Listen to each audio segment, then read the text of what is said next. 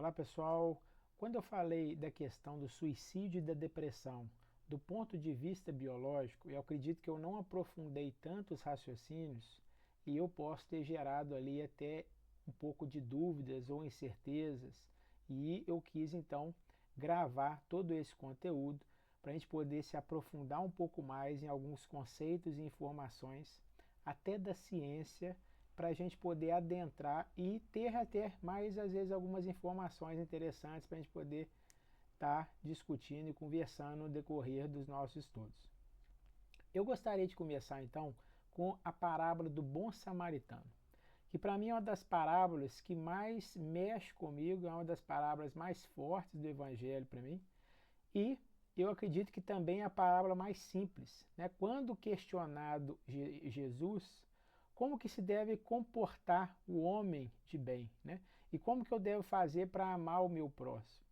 E a gente percebe então como que esse homem de bem, como esse samaritano, ele se interessa, ele se aproxima profundamente daquela pessoa, daquele necessitado.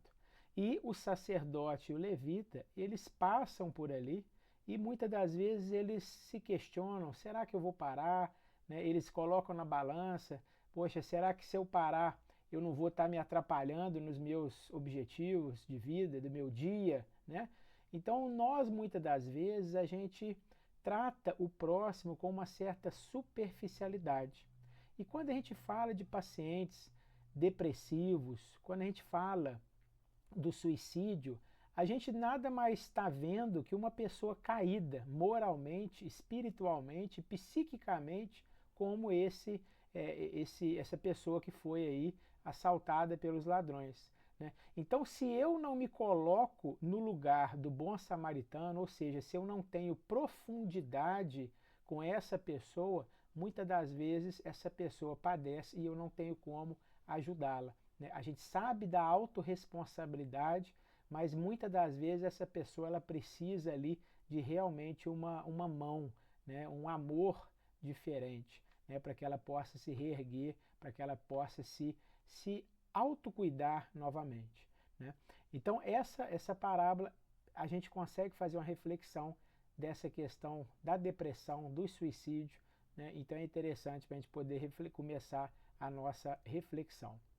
Então, eu gostaria de falar um pouco também das 6 formas de desequilíbrio que podem envolver a questão da depressão e do suicídio. A gente tem que lembrar que toda pessoa que busca a autodestruição, ela é uma pessoa depressiva. Mas nem todo depressivo ou toda pessoa que tem alguns sintomas da depressão vai ter o programa do suicídio.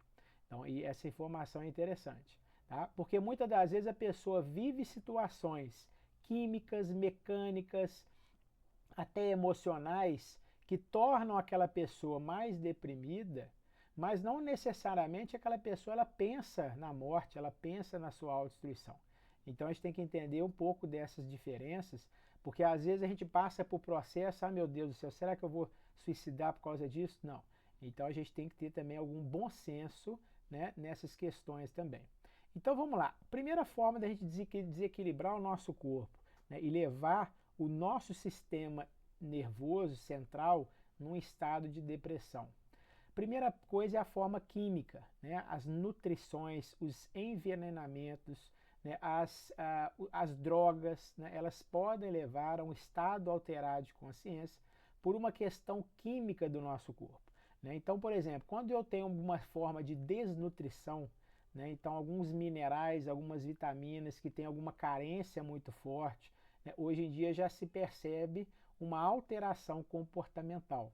Então, por isso que se faz necessário, nos pacientes que apresentam algum estado de comportamento alterado, a gente focar também num balanço químico equilibrado nessas pessoas. Então, por isso que a medicina integrativa, a nutrição funcional, a nutrição comportamental, elas vêm ganhando força. Por quê? Porque se eu tenho uma base química do meu corpo equilibrada, em harmonia, eu também tenho meus processos neuronais, ou seja, as sinapses, as comunicações neuronais que acontecem, elas acontecem com uma melhor qualidade. Então, por isso é importante a questão da alimentação. Alguns minerais, por exemplo, zinco, magnésio, selênio, eles estão sendo muito estudados hoje em dia porque a sua carência altera o comportamento e a sua suplementação melhora o estado da pessoa, tanto o estado de comportamento, né, de bem-estar, quanto também o estado metabólico dessa pessoa. Né? O corpo ele começa a funcionar bem. Eu gosto de brincar aqui. Imagina uma obra. Eu preciso de material para a obra, né? Então eu preciso dos tijolos, eu preciso do cimento e eu preciso também do pedreiro. Né? Então os tijolos eles são os micro e macronutrientes. E os pedreiros, quem que são? Os hormônios, é toda a parte metabólica, que também quando está em disfunção, em desregulação, altera todo esse funcionamento. E a gente vai perceber que a depressão, então essa informação já é interessante, a depressão ela está vinculada numa parte cerebral que controla o controle da testosterona. Por isso que a depressão ela é mais comum em homens, tá?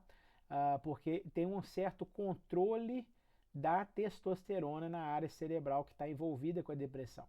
E a área do suicídio, ela já envolve os dois hemisférios, né? Então a gente vai ter algumas características específicas desse conflito do suicídio. A parte mecânica, né? Então a gente tem os nossos traumas, as posturas viciosas, estáticas que a gente tem. Então se eu fico muito tempo numa posição sentada, vou criando aquela curvatura na coluna acentuada, isso eu vou gerando tensões, principalmente na dura mater. O que é dura mater? É uma capa que reveste todo o sistema nervoso. São as meninges, né? Quando a pessoa tem a meningite e tem fortes dores de cabeça. Né? Ou seja, tensões nessas membranas podem gerar essa tensão no sistema nervoso, essa fadiga, esse cansaço, né? E gerar também aí até estados de tristeza profunda, de depressão, muitas vezes por questões mecânicas também. Né? Então, por exemplo, a gente tem que saber, mas a partir de quando que você está sentindo esses sintomas? Né? Ou seja, quando eu começo a pesquisar mais profundamente aquele sintoma, aquele comportamento, eu vou começando também a fazer uma leitura da interpretação daquela doença, daquele sintoma.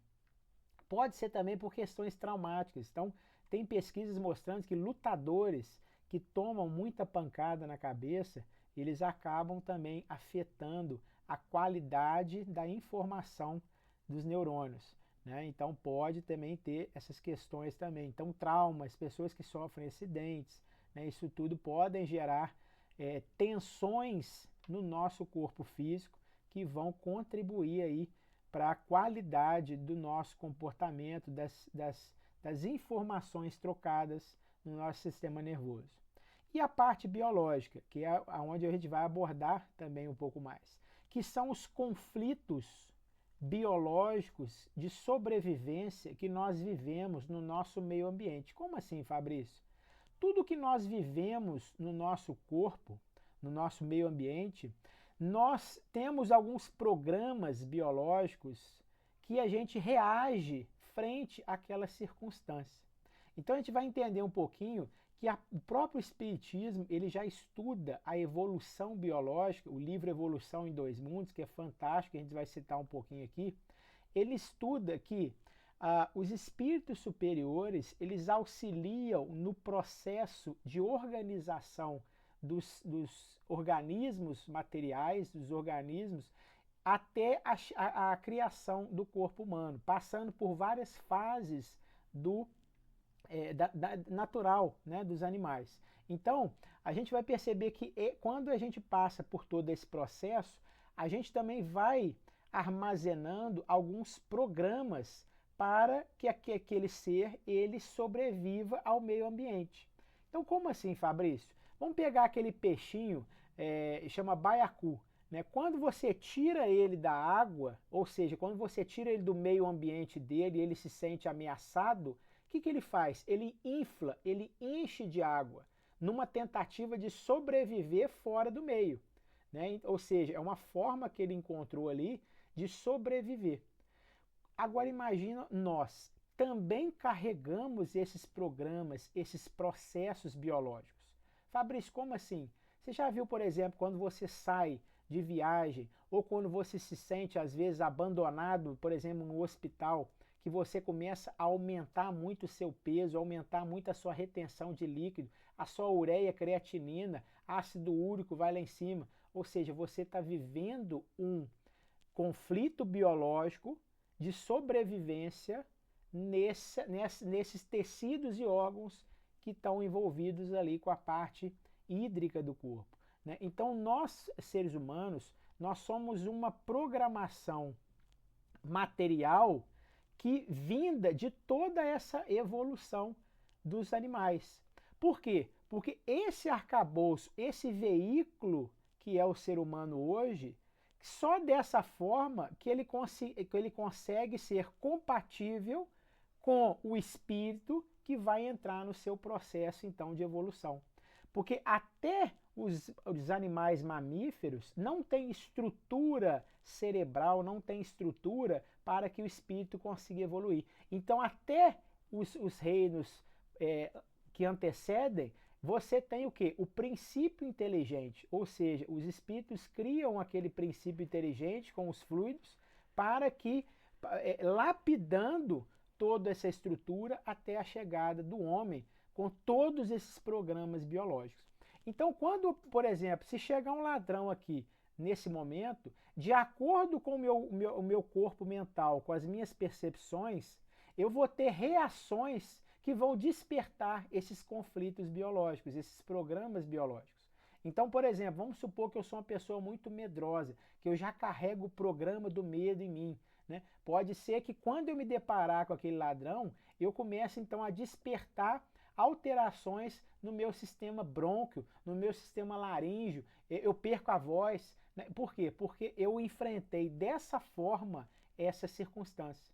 Pode ser, por exemplo, que essa pessoa ela tem ali uma descarga de adrenalina, né, que ela quer ali sair correndo. E ela pode ser que ela tenha ali uma diarreia. Então, cada pessoa, de acordo com o seu plano mental, com a sua percepção, vai reagir de formas diferentes. Então, eu estou falando isso para a gente entender depois quais são os conflitos que levam a pessoa ao suicídio. A gente vai também falar um pouquinho da questão espiritual, né, que é muito importante, porque se a gente pega o livro Tormentas da Obsessão, a gente vai perceber lá que existe um caso onde um obsessor ele cria uma ligação tão forte com um encarnado, envolvendo aquela pessoa ali num estado vingativo tão intenso, né, fazendo uma indução àquela pessoa ao uso de drogas, né, essa autossabotagem, essa autodestruição, por conta de questões pretéritas que eles haviam cometidos um com o outro em outras existências. E esse espírito, então, ele acaba levando o outro ao desencarne pelo suicídio direto. Então a gente percebe também que o espiritual, né, ele está muito conectado também com essas questões do suicídio, da depressão. Né? Os estados psicóticos, as esquizofrenias, muitas vezes elas são mal interpretadas por conta, às vezes, de estados obsessivos, estados, às vezes, de subjugação muito fortes dos espíritos obsessores, que a pessoa acaba, às vezes, entrando num estado de consciência tão alterado e ela perde essa capacidade aí de raciocínio, de discernimento. Então, isso é muito importante e no meio espírita, por isso que é tão importante a gente falar sobre o vigiar e os pensamentos. Né? A mesma mente que adoece, ela é capaz de curar. Então, através da nossa faixa vibratória, dos nossos pensamentos, da nossa frequência, nós somos capazes aí de mudar toda esse nosso meio ambiente, né?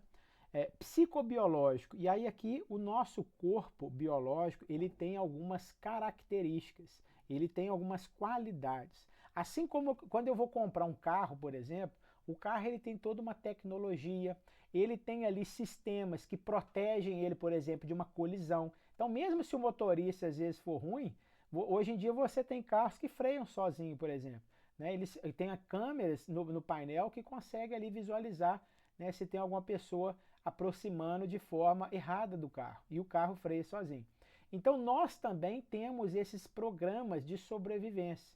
Só que o nosso corpo ele também tem algumas características no seu corpo vital, no seu corpo emocional. Né? Então nós carregamos todas essas qualidades que influenciam em nossa percepção e em nossos pensamentos. Né? Então, por exemplo, se eu vivo essa circunstância com um ladrão que chega aqui nesse momento e eu começo a ficar remoendo isso com os meus pensamentos, muitas das vezes eu potencializo aquela situação. Aqui nessa área, por exemplo, é onde a psicologia ela atua com maestria, com excelência. Então, se um bom psicólogo consegue adentrar nessa parte mental, nessa parte das emoções, controlando, equilibrando tudo isso, ele pode gerar forças para esse indivíduo olhar para todo esse resto dos sistemas também. Então isso é muito importante. E por isso que hoje em dia é importante também essa saúde integral, essa equipe multidisciplinar, porque quando eu tenho profissionais, pessoas, para ajudar uma pessoa em vários desses sistemas, em todos esses sistemas, eu gero nessa pessoa uma saúde sistêmica, uma saúde integral. Né? Eu começo a olhar para todas as áreas da minha vida com uma certa consciência e profundidade. E a gente tem também o sistêmico. Então, esse indivíduo, esse veículo que nos foi dado para podermos lapidar o nosso espírito. Né? Então, por exemplo, vamos supor que eu quero pegar meu filho e eu quero que meu filho desenvolva melhor a fala dele, né, a inteligência dele, o intelecto. O que eu vou fazer? Eu vou levar ele para uma escola. Então, esse nosso corpo é o quê? É a escola. Por quê? Porque nele tem várias características e qualidades capazes de lapidar mais esse espírito. Então, quando, por exemplo, nós temos ali uma infecção, uma doença, uma fibromialgia, o que está acontecendo? O meu espírito ele está percebendo o mundo de uma forma que o corpo está reagindo para mostrar aquele indivíduo a maneira como ele percebe o mundo. E gerando nele um desconforto para que ele possa mudar a forma como ele está lidando com aquelas situações. Né? Então o nosso corpo ele fala conosco através desses sintomas. Só que esse corpo ele está conexo, ele está interligado a um campo com outros corpos. Né? Então, o que nós estudamos no Espiritismo, né, que nós estamos ali toda interligados em faixas vibratórias, nós encarnados também, o que nós chamamos de campo morfogenético, que é um campo de informações que alteram o nosso corpo, a nossa morfologia e a nossa expressão genética. Então, o que é isso, Fabrício? Vou contar rapidamente uma historinha. Imagine vocês de um marido que adora quando a esposa faz um peixe, um prato para ele, que ele adora muito, que é um peixe. E esse marido, ele pergunta à esposa, olha, eu adoro o seu peixe, é uma receita extraordinária, mas por que quando você faz ele, você corta a cabeça do peixe? E ela responde, olha, eu faço assim porque a minha mãe também corta, né? Ela faz assim e eu repeti essa receita. E aí ele foi questionar a sogra, né? Minha sogra, por que você faz esse prato, fica tão gostoso, mas você corta a cabeça dele? Ah, mas porque a minha mãe fazia assim também. E foram perguntar à avó. Avó, por que você, quando faz esse prato, você corta a cabeça? Ora, quando eu fazia esse prato, na época que eu fazia, o meu fogão era muito pequeno. E eu cortava a cabeça para entrar o tabuleiro. Então, ou seja, olha que interessante, parece uma questão de ignorância, mas é uma questão de padrões de repetição de forma inconsciente que é passada no campo morfogenético das pessoas, no campo de informação. Então, não necessariamente, quando a gente pensa no suicídio, na depressão, nós pensamos em genética. Mas sim nós podemos pensar, muitas das vezes, no campo informacional que está sendo passado para nós. Por isso que nós precisamos ter sempre esse autoconhecimento, esse autodomínio, olhar para nós com olhos de luz, né? E perceber mais as nossas atitudes, os nossos hábitos, as nossas condutas, para ver se realmente eu não estou fazendo aquilo que papai fazia, aquilo que vovô fazia, muitas das vezes de forma inconsciente. Tá? Então isso é importante porque são as áreas de desequilíbrio que nós possuímos. E aí eu pergunto, né? Temos escolhas e podemos alterar a nossa programação? Sim. Né? Isso só que por que eu botei alterar em evidência? Porque a gente pode alterar tanto para bom quanto também a gente pode atrapalhar o nosso percurso. Né? Então nós temos a possibilidade a cada momento de fazer novas escolhas, de aumentar as nossas possibilidades, de dar um novo rumo à nossa vida.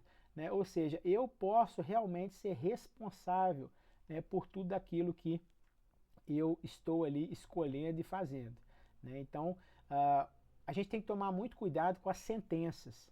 Né? Eu, na minha formação, há mais de 15 anos atrás, eu sempre me deparei com alguns colegas de profissão que colocavam muitas sentenças, muitos diagnósticos de medo em pessoas. Né? Então chegavam pacientes para mim falando, né, ó, o doutor fulano falou que eu estou com fibromialgia e eu vou ter que levar isso o resto da vida. Né? Ou então eu sou hipertensa, né, e eu preciso agora tomar medicação o resto da vida. Então olha a informação, olha o trauma que nós estamos gerando em outras pessoas. Então a palavra, a informação, ela fica. E a gente tem que tomar muito cuidado, principalmente com o paciente suicida, né? A pessoa depressiva. Por quê? Porque todo suicida, toda pessoa depressiva, ela já está em estado alterado de consciência. Ela já está ali, o que nós chamamos de estado simpático, ou seja, em estado de alerta do corpo. São pessoas que não dormem, são pessoas que elas estão ali envolvidas em pensamentos intrusivos, em pensamentos distorcidos. Então são pessoas que você não pode falar qualquer palavra. Você tem que tomar muito cuidado, às vezes, para a gente colocar uma informação, né, num tom certo, de uma forma certa, para que aquela pessoa ela não potencialize aqueles conflitos. Né? Então a gente tem que tomar muito cuidado com isso. Claro, sempre gerando uma certa responsabilidade na pessoa, mas aquela pessoa ela precisa de um certo acolhimento, ela precisa de ir tirando um pouquinho dessas titicas de galinha que foi colocado na cabeça dela. Né? Então a gente não consegue tirar, mas a gente consegue o quê? Ir colocando novas informações, né? Ganhando a confiança da pessoa, né? A pessoa percebendo que nós estamos com realmente interesse e querendo ajudá-la realmente. Né? Então tudo isso faz a diferença para a gente poder ajudar o nosso próximo. Eu não falo aqui só de suicida ou de depressivo, é para tudo na vida, para todas as pessoas. Né? Hoje eu estou escrevendo um livro que chama A Extinção da Amizade. Por quê? Porque hoje nós tratamos o outro com muita superficialidade. Né? E o outro sente isso. Né? Nós espíritos, nós sentimos a vibração. Por mais que o nosso corpo físico consiga mascarar as nossas vibrações, muitas das vezes, a nossa energia, a nossa vibração, ela não consegue. Né? Ela é sentida, ela não é vista. Né? Então a gente não consegue enganar nesse sentido. Então que a gente possa realmente começar a abrir a nossa mente para isso. Né? Será que nós somos verdadeiros cristãos que queremos realmente o bem do outro, né? Melhor do que o nosso bem? Então isso a gente precisa entender. Então vamos rapidamente passar um pouquinho. Quando eu falei da questão do território, quando eu falei da questão do relacionamento, que são os conflitos base para o suicida, eu quero começar um pouquinho lá no conceito da evolução da vida. Né? Quando a gente estuda o livro Evolução em Dois Mundos, o próprio livro ele já nos mostra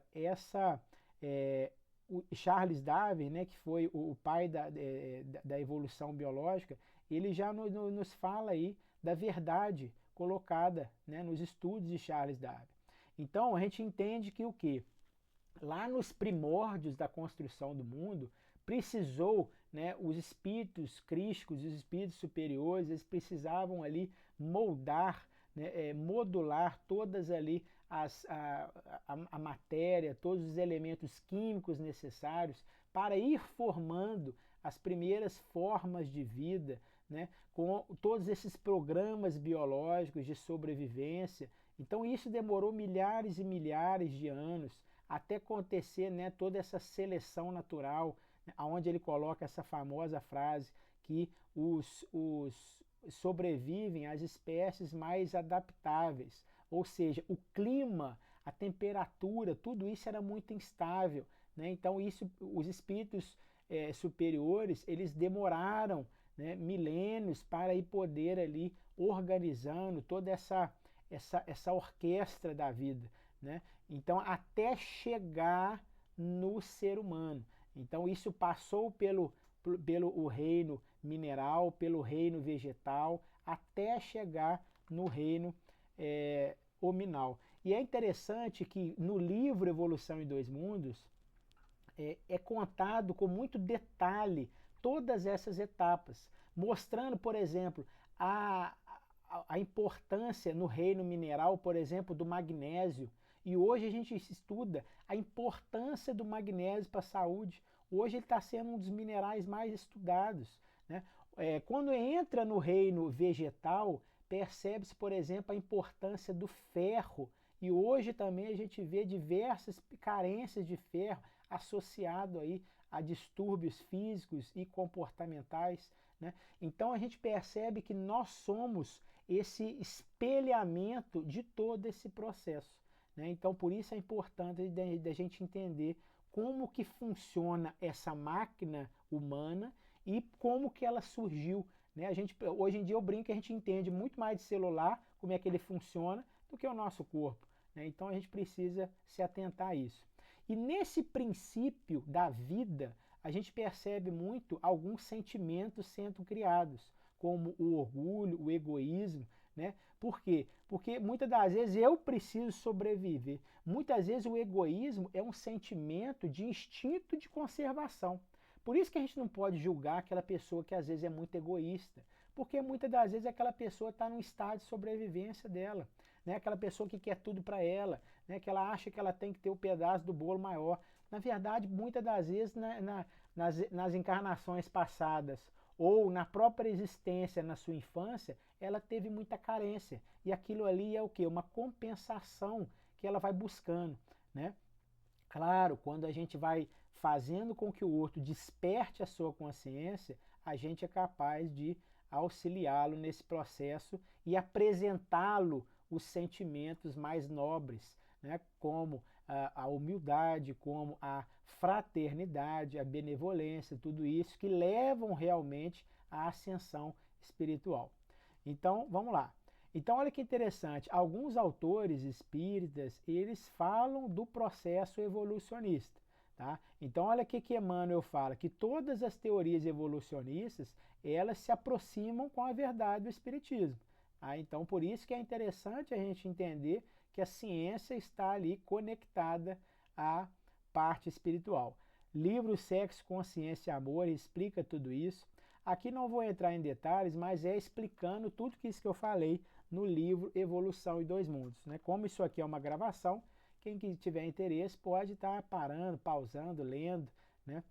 Será um prazer também ter vocês no grupo de estudos Evolução em Dois Mundos, que é fantástico, né? Que vai explicando desde a formação da primeira mônada, né? Do primeiro princípio inteligente até nós, seres humanos, e até essa relação com os espíritos, né? Então, por exemplo, até os estados de obsessão, eles também têm uma gênese, eles têm também um início, né? Por que isso começou, né? Qual reino que isso começou? Então a gente tem todo aí um estudo que também não vale a pena a gente adentrar nisso agora. Então, Emmanuel já fala, né, dessas etapas até a chegada aí do nosso estado de evolução rumo à perfeição relativa. E aqui André Luiz fala, né, isso aqui já é uma citação do livro Evolução em Dois Mundos, mostrando também a questão das espécies, né, da evolução. Então, o que acontece? Eu coloquei essa foto porque os espíritos evoluídos, os espíritos crísticos que nos auxiliam em todo esse processo, eles são como os nossos pais fazem conosco, né? Ou como nós fazemos com os nossos filhos, que ainda estão em fase inconsciente do ponto de vista encarnado, né? E a gente precisa criar um ambiente propício para que ele possa se desenvolver, né? Então, assim como nessa foto, os espíritos mais evoluídos foram lapidando esse ambiente, eles foram auxiliando toda essa nossa organização ambiental e também auxiliando o nosso processo também quando nós éramos mais ignorantes ainda do que somos, né? Ou seja, quando nós não tínhamos a capacidade de escolha, o raciocínio, a consciência, os espíritos precisavam muitas das vezes nos conduzir, nos auxiliar, assim como nossos pais e assim como nós fazemos aos nossos filhos. Então, aqui falando um pouquinho do início da formação da vida, que se iniciou também no oceano primitivo, né? Nós precisamos de alguns elementos químicos para a formação da vida e esse início se faz no meio aquático. E olha que interessante, pessoal, a mesma composição da água do mar é a mesma composição do nosso suor, das nossas lágrimas, do líquido amniótico. Então a gente vai perceber que nós somos uma representação de toda essa evolução biológica, né? Então, mais aqui mostrando, ilustrando, né, do início até a nossa formação estrutural atual.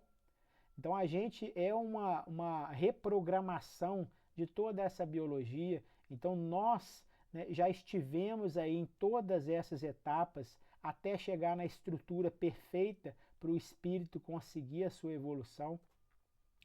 Olha que interessante, a gente tem 9 meses de gestação e esses 9 meses eles representam toda a nossa evolução de milhares e milhares de anos.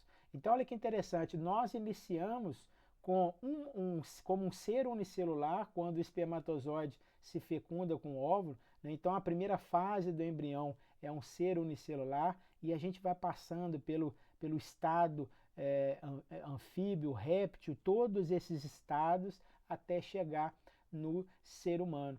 E tudo isso no meio aquático, no líquido amniótico, né? Então a gente tem toda essa representação. Então todos os instintos que os animais carregam, né, e todos esses programas nós carregamos. A diferença é que nós temos o nosso corpo mental, que nos auxilia no raciocínio, na interpretação, né? Só que quando eu não desperto, o meu corpo ele funciona automaticamente, né? Então, por exemplo, aquela pessoa que sofre uma paralisia e fala, poxa, mas do nada essa paralisia. E aí quando você olha na natureza, quando um leão está com a zebra na boca, prestes a matar aquela zebra, uma última tentativa de sobrevivência daquela zebra é a paralisia. Por quê? Porque na natureza, alguns mamíferos não comem carniça, não comem carne podre. Então, uma das tentativas de sobrevivência é a paralisia total. Então, por exemplo, eu atendi uma paciente uma vez que ela sofreu uma paralisia sem causa aparente, né, para os médicos nos membros inferiores. E olha que interessante, quando eu comecei a saber um pouco mais daquela paciente, ela me relatou o seguinte, ela falou, Fabrício, há 4 anos atrás eu descobri que meu marido ele me traiu, ele tinha outra. E nós morávamos em uma casa de 2 andares. E eu sempre dependi muito do meu marido. E o que aconteceu? Ele acabou trazendo aquela mulher para morar conosco. E ele começou a morar no andar de cima e eu comecei a morar no andar de baixo e de uma forma muito submissa, porque eu não tenho família, eu só tenho ele, eu só dependo dele. E ele começou a me humilhar, né, trazendo aquela mulher para cá e eu me senti extremamente encurralada. Quando ela falou essa palavra, eu falei, já entendi. Então ela sofreu um conflito ali onde ela se sentiu encurralada, ela não tem saída mais, né? E aí ela sofre então essa alteração nos membros inferiores. Então a gente vai ver que sempre vai ter relacionado esses programas biológicos com as doenças e com os nossos comportamentos. Então quando nós chegamos nos mamíferos, né, quando nós chegamos nesse reino, a gente percebe que eles já começam uma certa organização, diferente ali dos animais mais primitivos, né? Além dessa organização, existe também uma certa individualização até chegar no que nós somos hoje.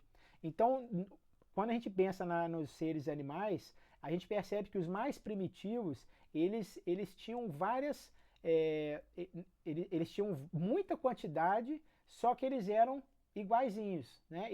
A reprodução deles era feita por dissicidade, né? Ou seja, eles iam se dissipando, né, de uma forma idêntica. Quando vai chegando a evolução, a gente percebe que isso vai criando polaridades, por isso que a gente tem o macho e a fêmea, que isso vai criando uma melhor biodiversidade, até chegar aí no ser humano, que isso vai modificando e trazendo mais diversidades e características individuais, né, aonde a gente pode realmente trazer essa individualidade espiritual. Só que nós trazemos dos mamíferos alguns conceitos de sobrevivência, principalmente relacionado aos relacionamentos da mesma espécie e à formação dos territórios, que é onde eu quero chegar na questão da depressão e do suicídio. Diferente dos animais dos reinos anteriores, como os répteis, os anfíbios, eles não têm essa organização social assim como os mamíferos. Eles não têm esse trabalho todo com os relacionamentos, principalmente mãe e filho, principalmente macho e fêmea, né? E a gente vai ver que é nessa hora, nesse momento da evolução, que nós despertamos os programas que levam a essas questões de mania, depressão, bipolaridade, né? Por quê? Porque nessa fase começam a existir os hormônios sexuais, que eles dão características físicas e comportamentais para os seres. E isso aí começa, além dessa biodiversidade, começa então aí a gerar uma série de conflitos de relacionamento. Então esse videozinho, ele retrata aí um pouquinho, de forma lúdica, né, a evolução biológica.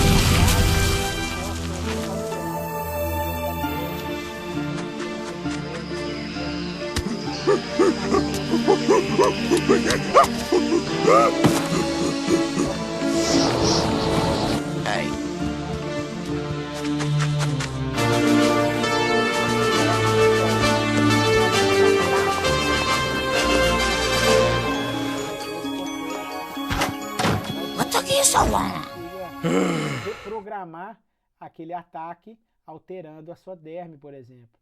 Então a gente precisa entender todos os sintomas. Muito bem, as emoções, né? Então quando a gente vai ver as emoções, que são experiências sensoriais individuais que mostram como nós estamos interagindo com o meio à nossa volta. Então eu coloquei algumas das emoções, né? A gente fala que são emoções primárias, tirando a culpa aí e colocando a alegria. Só que eu coloquei essa emoção secundária, que é a culpa, porque está mais envolvida com o nosso objetivo, que é falar do suicídio e da depressão. Então a gente precisa entender que cada emoção ela vai levar o indivíduo a um sentimento específico. Então foi o que nós conversamos no começo, que a pessoa que tem o conflito do suicídio, ela automaticamente ela já tem instalado nela a depressão. Porém, a pessoa depressiva, a pessoa triste, a pessoa com raiva, com medo, com culpa, ela não necessariamente ela vai ter ali um conflito que leva ao suicídio. Só que a gente já precisa levantar uma certa bandeira.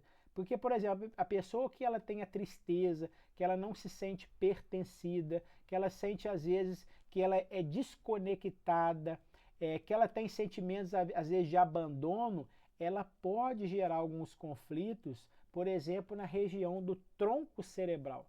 Ou seja, é aquela pessoa, como eu falei no começo, que ela se sente às vezes abandonada. É aquela pessoa que começa às vezes a ganhar muito peso. É aquela pessoa que, por exemplo, ela precisou sair da cidade dela, de origem, que ela precisou de sair do lugar de referência dela, às vezes para estudar, e ela se sente ali totalmente desconecta. As pessoas que convivem naquela região não acolheram ela de uma forma em que ela necessita, né? Então ela pode ali criar esses vazios emocionais. Só que não necessariamente isso pode levar à depressão, e sim a um estado de consternação, que afeta o tronco cerebral. E aquela pessoa que às vezes ela está ali desconexa, ela está ali com pensamentos intrusivos, ela tá numa situação onde ela tanto faz como tanto fez, é aquela pessoa que não sabe qual caminho tomar. Então, são pessoas que elas não estão querendo suicídio, mas elas estão sofrendo outros conflitos biológicos também, que têm outras formas e estratégias da gente despotencializar esses conflitos. Então, a gente precisa entender cada sentimento, cada emoção, cada conflito, para a gente poder abordar tudo isso de forma diferente. Quando a gente fala das perdas, aí a gente já começa a entrar muito na questão da depressão. Por isso que eu falei que o nosso ego, que foi sendo construído com essa lapidação do espírito, ele tem algumas necessidades, às vezes, materiais. E quando esse ego, ele às vezes não é nutrido, a pessoa sente isso ferido, né? Ou seja, sente aqueles buracos, aquelas perdas, aqueles vazios, porque são pessoas que estão ainda ligadas muito à matéria, né? Então a pessoa, quando ela tem perdas, ou quando ela sente que ela não tem o suficiente, né? Ou quando ela não tem aquilo que ela quer, né? Ela pode gerar todos esses conflitos que levam à depressão. A raiva, ela está muito associada aí a essa contrariedade, a falta de identidade, né? Na nova medicina germânica, a gente vai perceber que o Dr. Hammer fala que muitos dos conflitos de agressividade estão relacionados com o hemisfério feminino relacionado à identidade. Por isso que às vezes a mulher que tem já desperto esse programa, quando ela está, por exemplo, de TPM e que o estrogênio dela cai, essas mulheres ficam aí mais nervosas, né? Qualquer coisinha já deixa elas mais agitadas. Então a gente percebe que a raiva está muito associada a essa questão da identidade e do território, né? Por quê? Quando eu tenho meu território ameaçado, invadido, né, eu tenho duas possibilidades. Ou eu tenho um medo daquilo acontecer, ou eu posso fazer, por exemplo, uma obstrução daquilo, né? Então um leão, por exemplo, quando ele está vendo que tem ali uma ameaça, ele vai rugir, numa tentativa às vezes de afastar aquela ameaça também, né? Então a raiva pode muitas vezes simbolizar isso. O nojo, né, que é uma das emoções mais primitivas, né? Ou seja, aquilo que eu coloco para dentro é totalmente assim, é uma aversão, né? Ou seja, aquilo ali não é compatível com aquilo que eu com o que eu quero colocar para dentro, né? Então, se por exemplo, se eu como uma comida estragada, eu automaticamente eu coloco para fora, né? Ou se eu não consigo colocar para fora, né, naquele momento, eu vou ter às vezes uma diarreia com aquilo que não foi bom para mim. Só que isso pode acontecer de forma virtual, né? Então aquela pessoa, por exemplo, que eu não consigo engolir, né? Ou então aquela pessoa que me fez uma injustiça muito grande, aquilo ali foi literalmente uma sujeira para mim, né? E eu quero botar para fora. Então isso vai afetar o trato gastrointestinal. Não necessariamente eu vou querer me suicidar por isso, porque não está envolvido essa área cerebral. Tá? Então eu estou falando tudo na ótica da biologia. O medo ele está também muito atrelado aos conflitos de pânico, né? O medo ele é positivo, é uma emoção que veio para nos proteger, para nos alertar, né? É um sentimento de prudência, uma emoção de prudência, né? Então quando eu tenho, por exemplo, medo de altura, é um programa que já veio instalado como de sobrevivência, né? E só que o que acontece? Quando eu tenho pânico, aí eu tenho as paralisias, aí eu tenho os estados mais graves do medo, né? E aí por isso que eu preciso trabalhar muito o meu discernimento, o meu autodomínio. Só que olha que interessante, o medo, o pânico são conflitos que atingem uma região do cérebro, mais na sua parte anterior, que não afeta a parte do suicídio. Então a pessoa muito medrosa, né, a pessoa que síndrome do pânico, por exemplo, são pessoas que têm outras alterações comportamentais. São pessoas que não vão se suicidar, são pessoas que a gente precisa tratá-las com outras estratégias para despotencializar aquilo ali. Né? Eu preciso trabalhar o que? A coragem, eu preciso trabalhar o que? A valorização, o pertencimento de uma outra forma daquela pessoa. A culpa, opa, aí aqui eu levanto uma bandeira, porque a culpa ela é um sentimento, uma emoção secundária, que vem muito oriunda da raiva e da tristeza.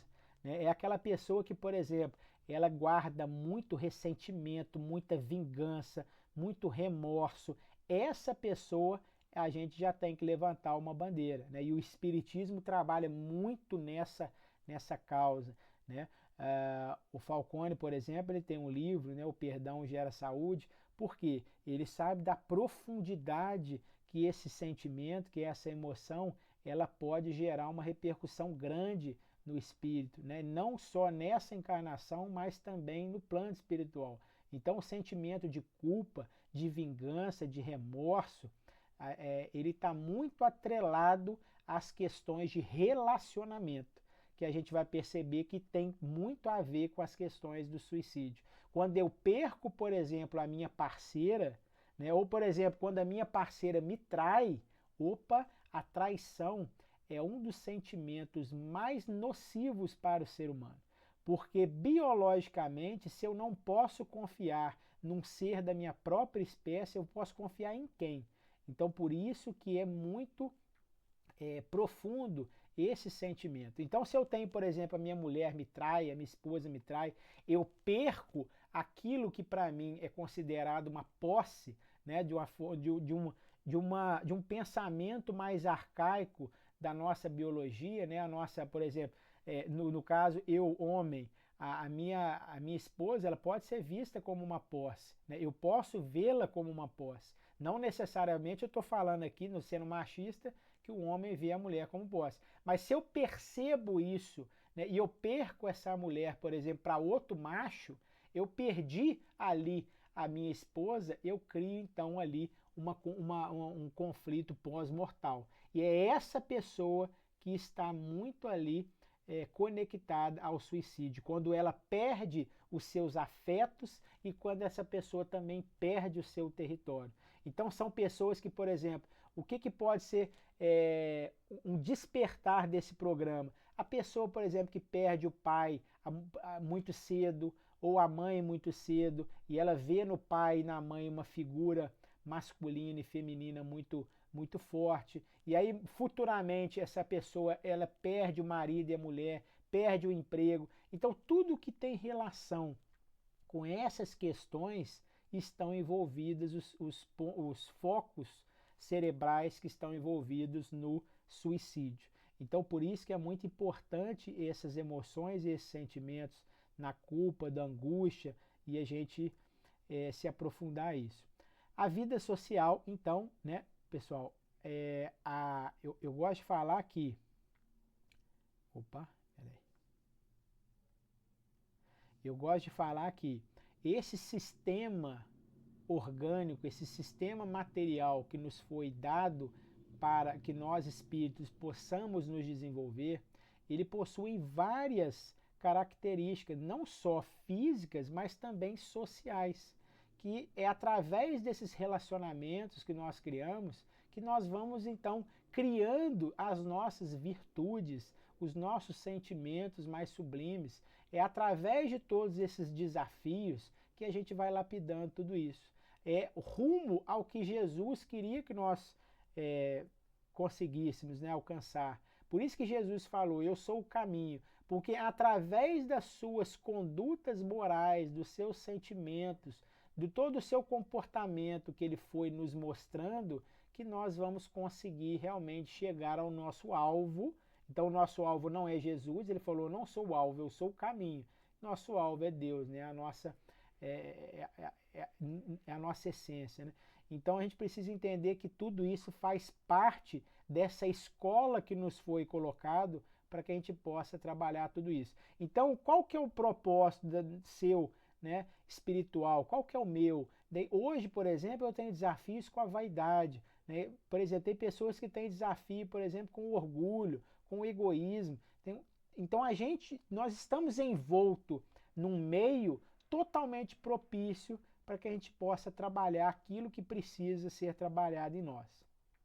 Então a gente carrega, né, toda essa memória biológica, essa somatização de toda essa matriz evolutiva da vida. Muito bem, e aí vem a nova medicina germânica, que foi um médico alemão que ele conseguiu, através de tomografias cerebrais, mapear todas as doenças já cadastradas, né? Então ele percebeu que cada doença possui um foco cerebral específico, um local específico, um órgão é ativado e aí nós temos ali um sentimento, um pensamento por trás daquele conflito, daquela doença, né? Então ele que perdeu o seu filho baleado, repentinamente ele desenvolve um câncer no testículo 3 meses depois e ele percebe que aquele câncer estava atrelado àquele conflito que ele havia vivido. Então ele sofreu um conflito de culpa de não conseguir fazer com que aquele filho sobrevivesse ao ataque. Então esse sentimento de eu não fui capaz de fazer com que meu filho sobrevivesse afeta um tipo de tecido no testículo. Então, por que não afetou, por exemplo, o estômago? Por que não afetou o pulmão? Porque ele não teve sentimento de raiva, de medo, de angústia. Não, ele teve um sentimento ali na parte ali de pai e filho, né? Ele teve ali um sentimento de incapacidade de, de proteger aquele filho, né? Por isso que inconscientemente o cérebro dele aumentou a produção de células no testículo numa tentativa de refazer aquele filho, porque a parte da perpetuação da espécie está interligada ali com o aparelho reprodutor. Então a gente precisa entender que tudo isso, nosso corpo ele não tem defeitos, né? O nosso corpo ele tem programas. Dr. Hammer falava que nós não temos doenças, nós temos programas. A gente é que às vezes não consegue fazer essa interpretação. Então, o meu corpo está com um defeito. Não, não existe defeito. Existe ação e reação, causa e efeito. E isso o Espiritismo ele busca nos auxiliar nesse esclarecimento também. O que determina o nosso estresse é a nossa percepção. O Falcone fala muito isso. A mesma água que amolece a batata endurece o ovo. Então não é aquilo que me acontece que é o problema, não é o meio ambiente que eu vivo que é o problema, é como eu interpreto, o que eu faço com aquilo que me acontece. Então nós temos várias áreas cerebrais, cada uma responsável por um sentimento biológico, né? E aqui nós vamos falar um pouco mais da parte mais atual do ponto de vista dos animais, que é a parte do córtex, que é o que nos diferencia dos outros animais. Todos os outros têm ali o tronco, o cerebelo, um pouco da substância branca, porque são estruturas que são ali inerentes a todos os animais. Só que o nosso cérebro mais atual, que é o córtex, ele é mais desenvolvido, nos dando a capacidade do pensamento e o desenvolvimento também da glândula pineal. E aí entra, né, já está caminhando para o fim, entra na questão sexual do cérebro, né, da testosterona e do estrogênio, dos lados feminino e masculino, lado esquerdo feminino, lado direito masculino. Então, o nosso cérebro tem essa polaridade aonde ele é controlado e regido pelos hormônios, né? Então, o hemisfério direito ele é controlado pelo hormônio masculino e o esquerdo, o feminino.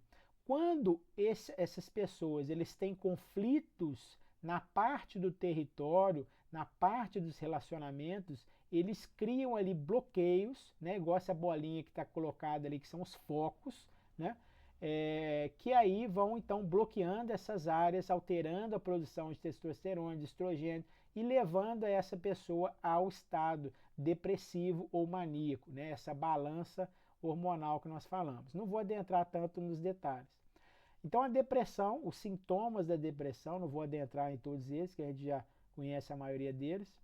A gente precisa entender que durante esse processo da biologia, a própria natureza foi fazendo um pouco dessa distinção de macho e fêmea, de destro e canhoto, justamente para aumentar as possibilidades de individualização biológica.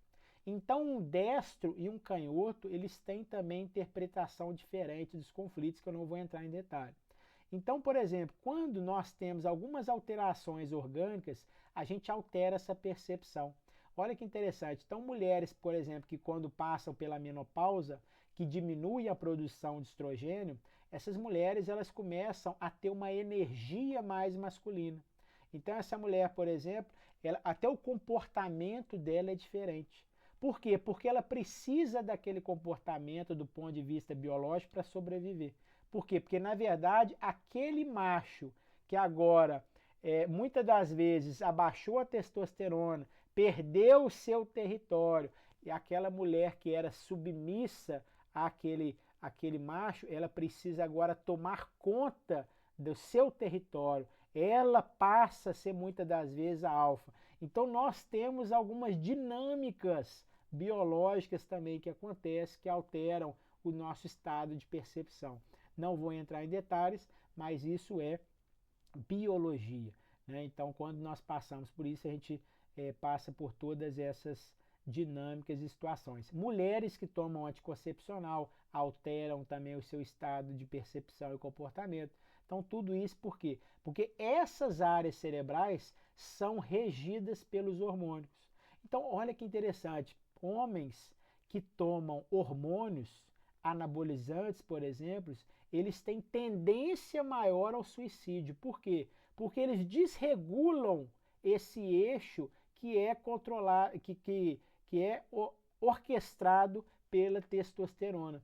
Então, um homem que toma muita testosterona, por exemplo, ele quimicamente ele bloqueia essas regiões. Então, se essa pessoa já tem nos seus programas a percepção, por exemplo, de muito ego, muita posse, quando essa pessoa, por exemplo, que toma muito hormônio, perde a esposa, por exemplo, perde a mulher, essa pessoa vira uma fera, né? Então essa pessoa, às vezes, ele é aquela pessoa que, isso eu tive pessoas próximas que aconteceram isso, é aquela pessoa que dá um tiro na cabeça. Por quê? Porque além do estado depressivo, é aquela pessoa que já estava ali num estado de agressividade, um estado de alterar de consciência muito grande, né? Então vale a pena a gente ilustrar com esse exemplo. Muito bem. Então, por que eu falei que a gente precisa ter distinguir um pouquinho alguns tipos de sentimento? Porque a depressão ela tem a ver, do ponto de vista biológico, com essa questão do córtex territorial, né? Envolvendo essa questão dos territórios e dos relacionamentos afetivos, né? Outros conflitos, como a consternação, a autodesvalorização, por exemplo, aquela pessoa que fica se vitimizando demais. Então tem pessoas que chegam no meu consultório, por exemplo, que falam: ah, Fabrício, eu vim aqui por indicação, mas eu acho que você não vai dar jeito em mim, não. Então são pessoas que estão sofrendo outros tipos de conflito. Essa pessoa não vai se suicidar. Essa pessoa, pelo contrário, ela está querendo atenção, ela está querendo... na verdade, ela está tendo ganhos secundários agindo daquela maneira, né? Então são pessoas que vão sentir muita dor. Pessoas, por exemplo, que sofrem muita autodesvalorização, são pessoas que, por exemplo, que têm muita fibromialgia. Então, pessoas que, por exemplo, eu vou falar uma paciente minha, que ela trabalhou 20 anos num banco. E aí, como ela chegou numa certa idade, ela foi trocada por estagiários, por profissionais mais jovens, que o salário era menor, né? Então essa mulher, ela entrou num estado de autodesvalorização muito grande. Tipo assim, poxa, eu não presto para nada, eu já não estou na idade boa mais, foi começando a ter um monte de dores, né? Começou a fazer pilates, mas começou a doer muito. Então o problema foi o pilates? Não, porque ela estava se sentindo desvalorizada. Né? Não queria mais sair de casa. Ela não estava, naquele momento, ela não estava depressiva, ela estava se sentindo desvalorizada. Então, quando eu faço a leitura do corpo dela, que ela estava cheia de dor, né, principalmente dor na coluna, dor na cervical, dor de cabeça demais, ou seja, ela não está vivendo depressão, ela está vivendo autodesvalorização. Tá? Isolamento, né, aquela pessoa que quer ficar sozinha demais, são pessoas que elas afetam uma área chamada neurohipófise, são pessoas que emagrecem muito rápido, né, são pessoas que perdem muito peso, muito vigor, muita energia, né? Então são pessoas que elas não estão no estado de suicídio, mas elas estão no estado, às vezes, muito de angústia, de tristeza profunda. São pessoas que elas precisam ser ajudadas, com certeza, mas de outras estratégias também. Tristeza, desconexão pode afetar também o cerebelo, enfim. O que eu quero mostrar é o seguinte, que nós temos várias formas de sentir o mundo, várias formas de sentimento. E cada uma delas podem alterar comportamentos e áreas específicos do nosso corpo também. Então aqui eu já falo mais detalhadamente da constelação, ou seja, da alteração comportamental que leva ao suicídio, que tem que ter envolvido a área que afeta o coração, as artérias coronárias, a parte também de produção da vesícula seminal e também do colo uterino e das veias coronárias. Então, por que eu estou falando isso? Porque essa área ela tem a ver com a produção de hormônio, ela tem a ver com a ovulação, ela tem a ver, por exemplo, com a parte da impotência. Então, se o homem sofre impotência, ele tem essa área bloqueada. Opa! Então, a gente precisa entender que, além do comportamento, áreas do corpo são envolvidas por causa desse foco que está em atividade. Né? Então, se eu tenho um paciente, por exemplo, que ele tem baixa de testosterona, que eu sei que ele já teve um conflito de perda, que ele está sofrendo impotência, que ele perdeu a esposa, opa, essa pessoa nós já vamos levantar a bandeira.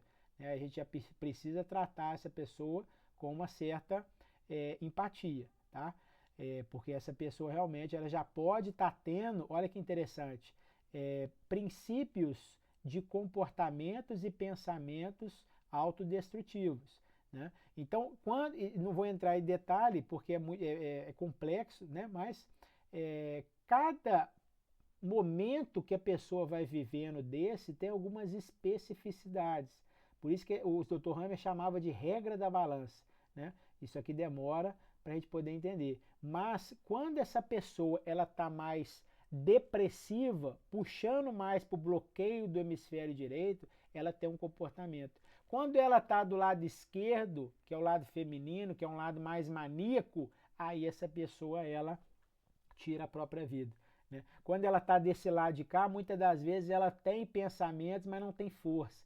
Então a gente precisa entender essa regra da balança, porque é com ela que muitas das vezes acontecem os suicídios.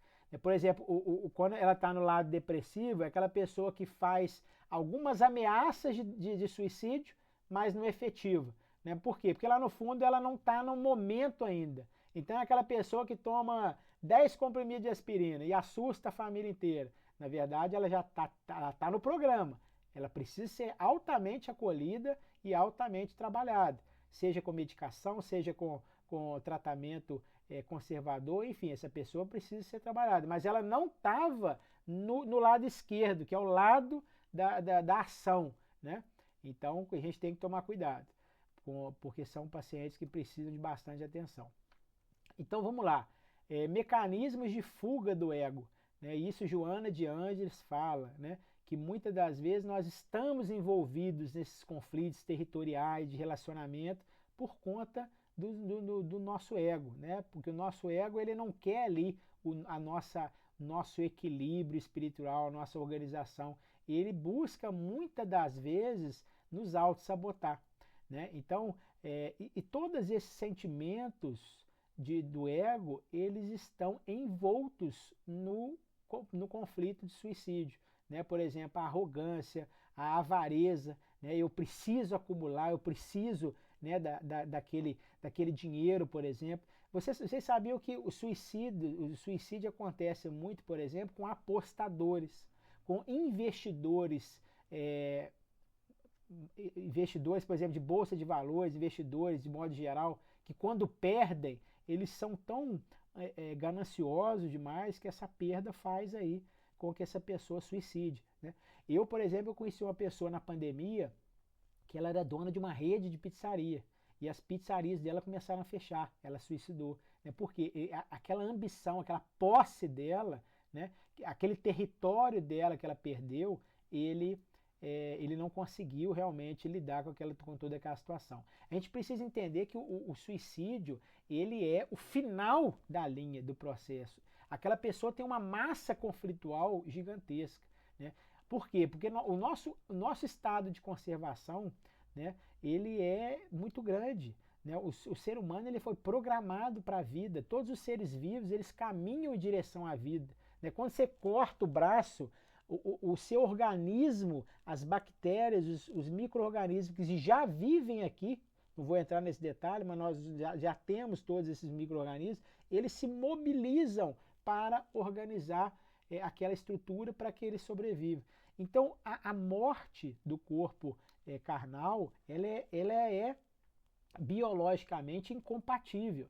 Então, quando o ser humano ele faz esse processo, ele está num estado ali de perturbação gigantesca. Então, a gente precisa muito dessa empatia do bom samaritano. Vamos lembrar lá do nosso primeiro slide.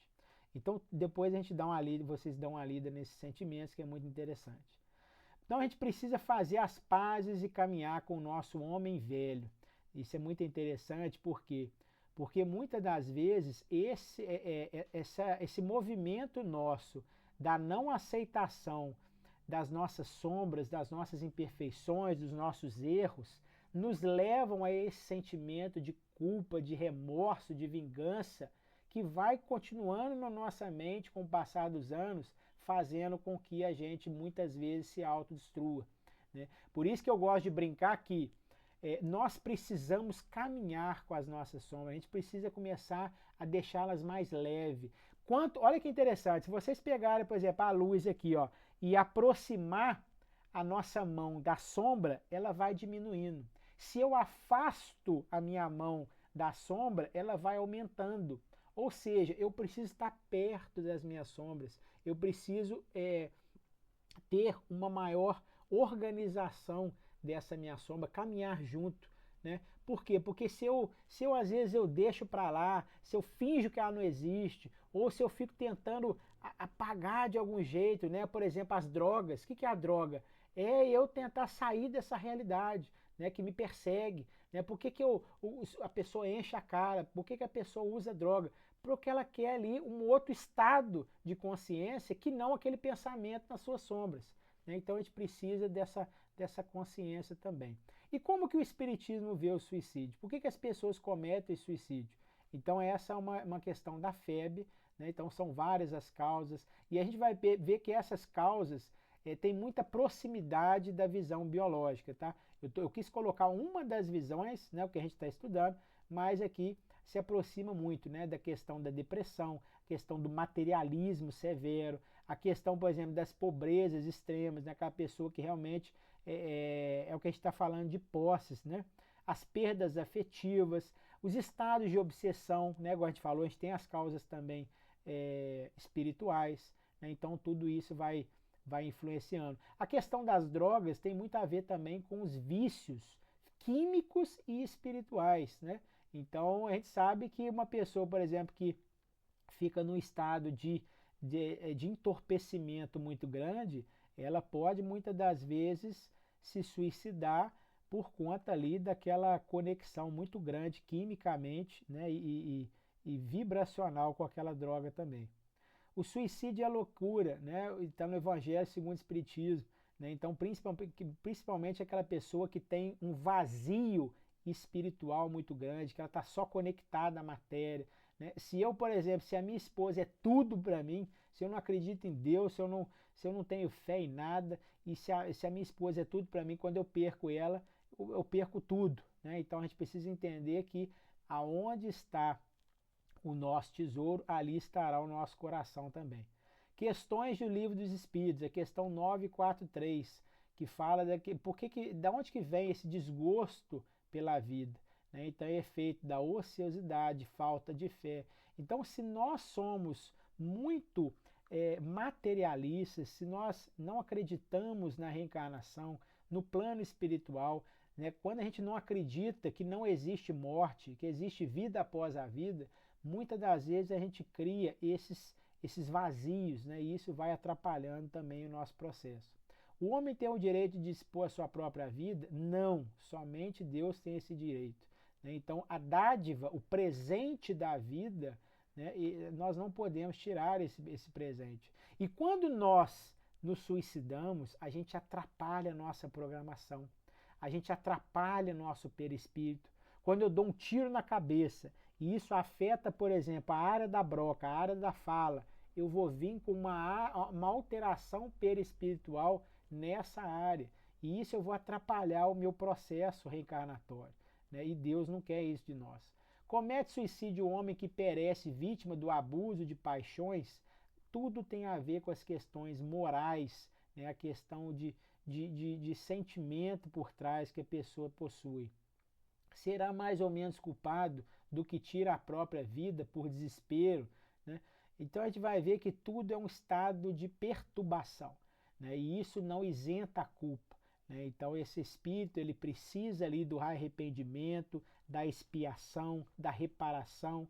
Então a gente vai perceber que são processos. Tipos de suicídio, né? A gente tem o direto e o indireto. Muitos de nós estamos realizando o suicídio indireto sem saber. Às vezes a gente vê o filme Nosso Lar, a gente vê a história de André Luiz e a gente acha que a gente está muito diferente. Quando a gente vai, por exemplo, e vai para um rodízio e come até o botão da calça estourar. Né? Então, quando nós fazemos uma agressão ao nosso corpo, já é um suicídio indireto. Né? Claro que os espíritos falam que tudo vale da intenção, né? Porém, a gente precisa perceber mais as nossas intenções e as nossas ações também. O suicídio, a religião dos espíritos, né? O livro de Chico também fala muito na parte do suicídio, depois pausem para dar uma lida.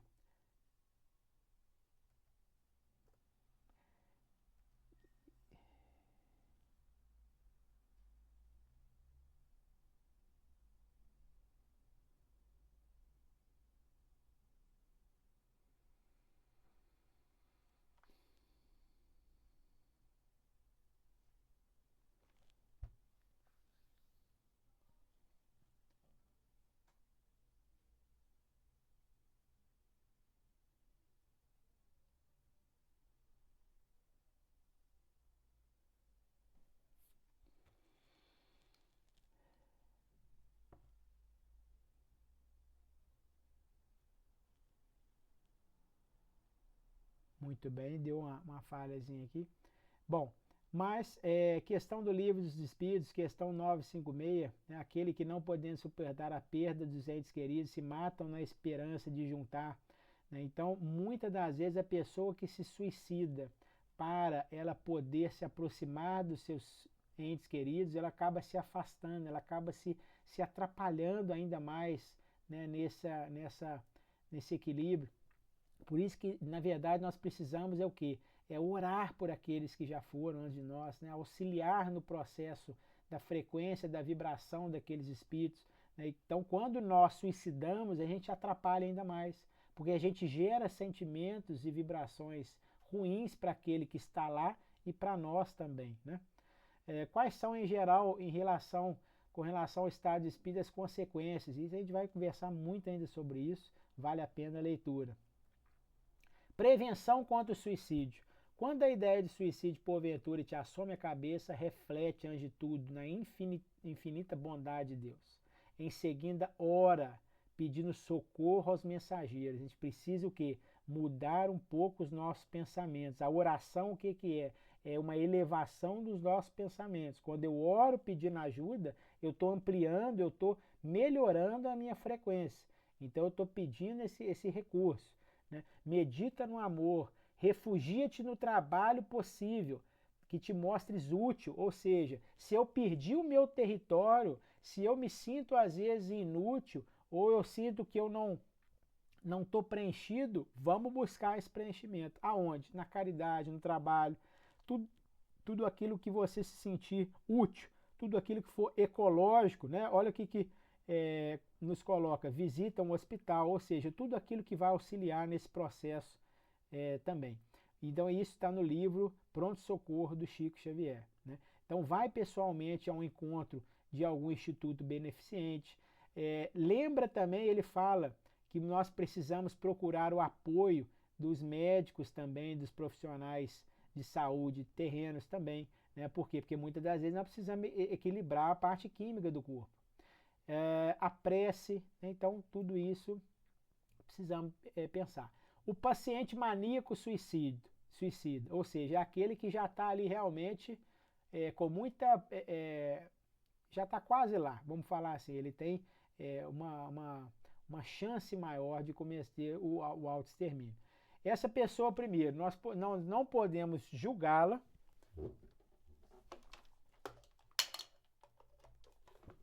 Só colocando para carregar. Não julgar sempre. Né? Por quê? Porque, infelizmente, não sabe o que essa pessoa tem de bagagem encarnatória, de bagagem de sentimentos, de experiências, de arquétipos, né? da sua infância. Né? Se ela foi ali realmente projetada para ter toda aquela percepção. Né? Então, cada um tem ali a sua evolução. Acolhimento, se essa pessoa ela está se sentindo realmente desconecta com o seu ser, eu preciso realmente gerar nela um sentimento de pertencimento. Né? Eu não posso ser superficial com essa pessoa. É aquele paciente que chega no meu consultório, claro que eu preciso ali fazer um rapport com ela, uma conexão com ela, mas eu preciso, quando possível, fazer com que ela se sinta realmente acolhida. Eu tô tendo interesse nela, né? Aquela pessoa que assim, eu vou atender ela, mas sem ficar olhando pro relógio, ou, sabe? É aquela pessoa que realmente eu vou ficar, eu tô aqui para te ajudar, sabe? É o bom samaritano. O que o bom samaritano fez? Ele acolheu, ele limpou as feridas, ele parou o que ele estava fazendo, ou seja, ele estava descendo e ele foi para outra cidade. Ele foi o quê? Ele pegou aquela pessoa, levou no hotel, pagou para ele, ou seja, olha o sacrifício que ele fez por aquela pessoa. Então, será que nós fazemos isso? Ou a gente passa batido, ou a gente atende só para atender, ou a gente está doido para ir embora. Então, a gente tem que entender que as pessoas, nesse momento, elas precisam de muita atenção. Tá? Então, até a gente chegar no estado de levar a pessoa para a sua responsabilidade, tem os processos a seguir. E o primeiro processo é o quê? É o acolhimento, é a empatia.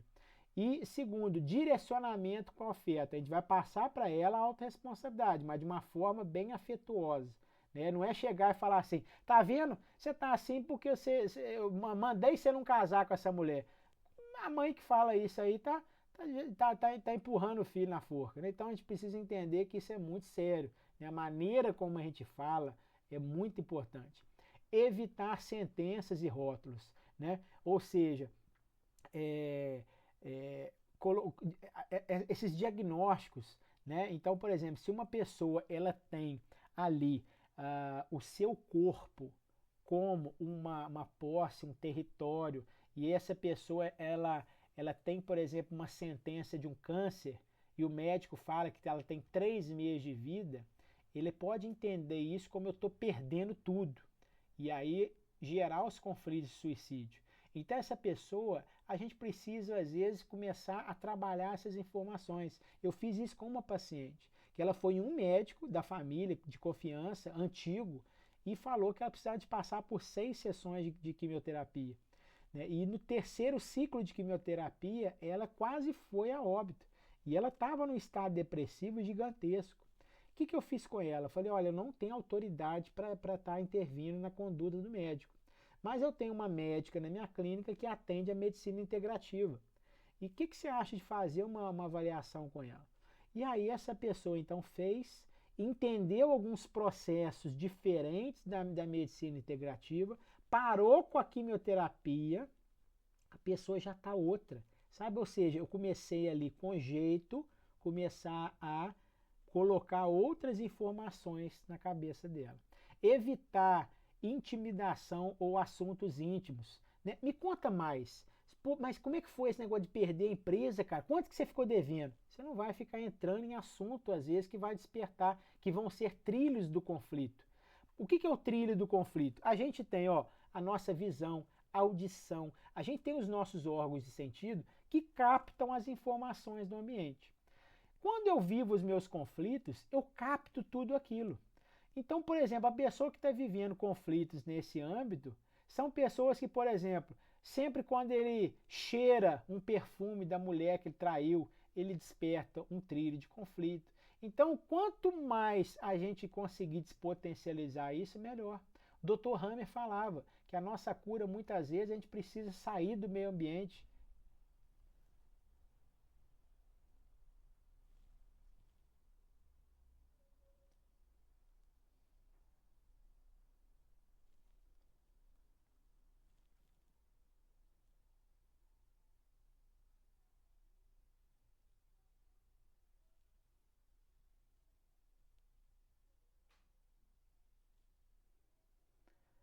O Dr. Hammer falava que, por exemplo, quando a gente sai do nosso meio ambiente, a gente já está ajudando o nosso corpo a segurar.